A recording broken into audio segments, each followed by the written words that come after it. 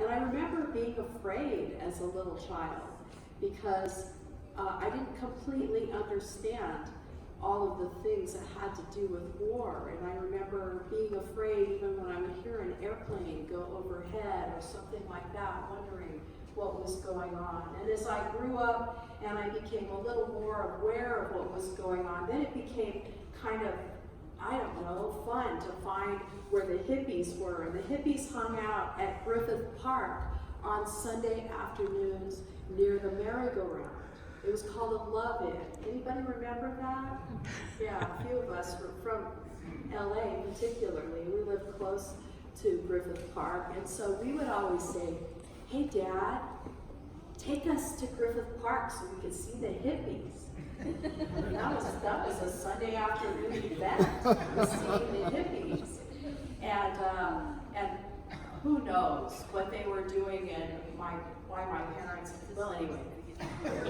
We would sometimes go over and we would drive by and see, feel the whole grassy area filled with hippies.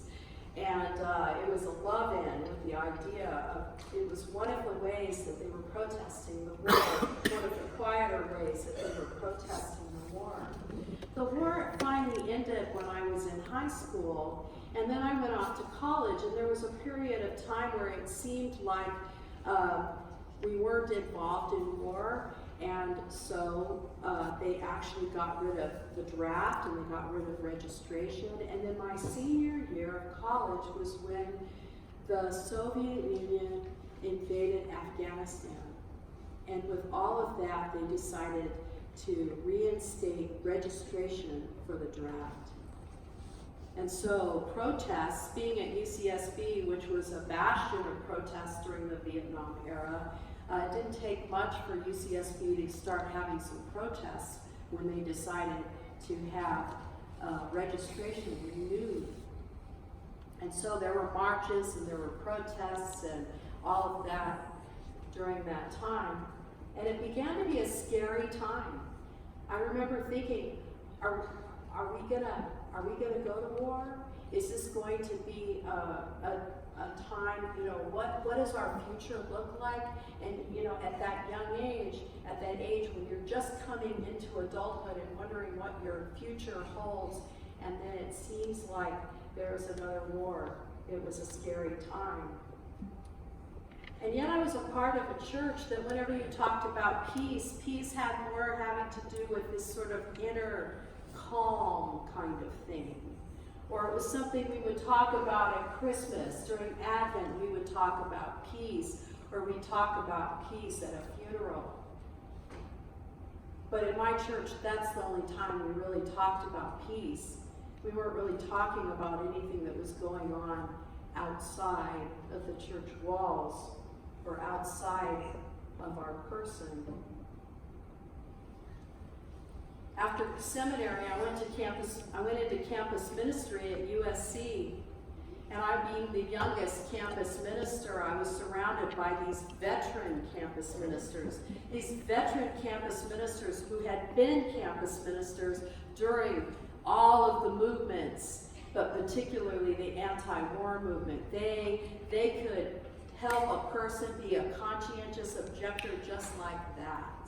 They knew all of these different things. They had been trained in protest. They had been trained to do sit-ins and how to be, to sit in and not be moved, to become kind of, boneless and muscleless and make it hard for somebody to move. These were veterans of all of this, and I was intrigued by their experience. And then came, while I was there, apartheid, and people were protesting investments in South Africa, and then after that came the Gulf War, and all sorts of protests on campus. And from a campus ministry perspective, I began to learn more and more about what a peace movement really was like, and I met people who were involved in the peace movement for all different reasons. You met people who were atheists, you met people who were Christians, you met people who were every other religion, And they would come together around the idea of saying no to going to war. And then I went to Purdue. And when I got to Purdue, we lived down the street from the peace activists of our community. It was a small enough community, it was like Redlands. And it didn't take very long in West Lafayette to figure out who all the peace activists were. And our neighbors down the street, they were the leaders. If there was a protest, if there was some injustice,